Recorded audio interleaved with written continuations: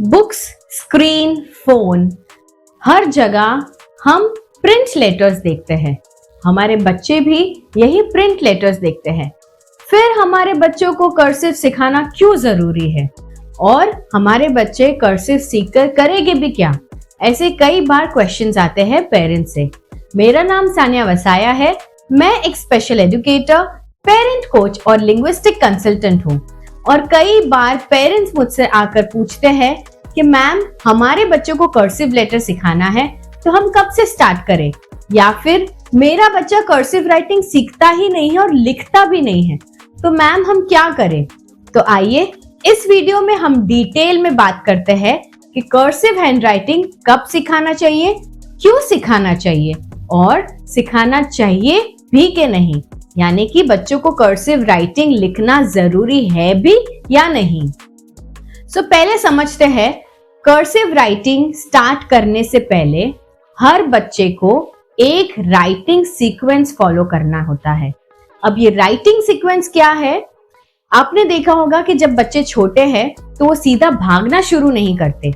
वैसे ही हम बच्चों के पास जब लिखवाना शुरू करते हैं तो हम डायरेक्टली कर्सिव राइटिंग से स्टार्ट नहीं कर सकते।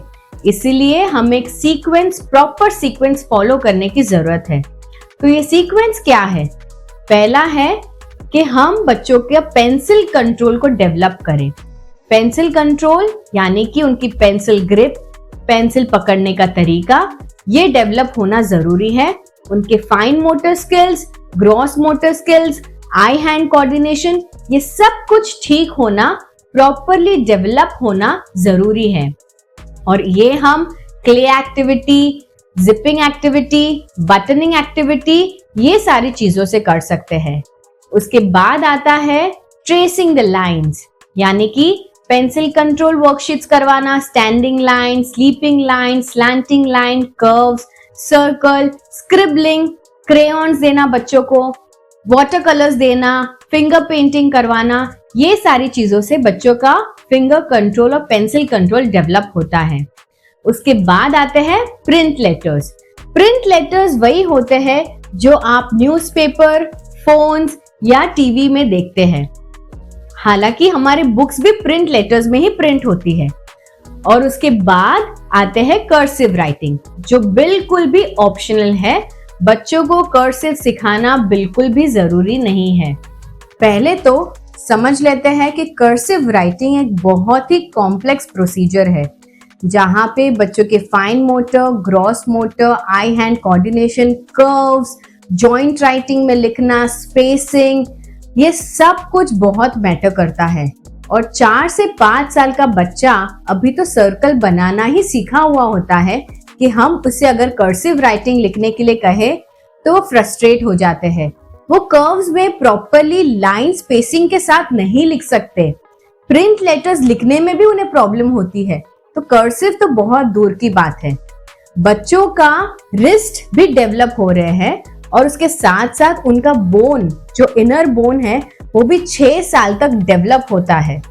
और इसी की वजह से कर्सिव राइटिंग उनके लिए थोड़ा डिफिकल्ट हो जाता है।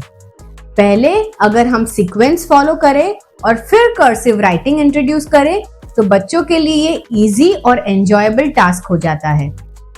एंड आफ्टर ऑल, जब बच्चे स्कूलिंग खत्म कर लेते हैं तो उन्हें सारी कुछ चीजें प्रिंट फॉर्मेट में ही करनी होती है। तो कर्सिव राइटिंग हमारे बच्चों के लिए एक अपग्रेडेड वर्जन है, ना कि एक जरूरी कंपलसरी चीज।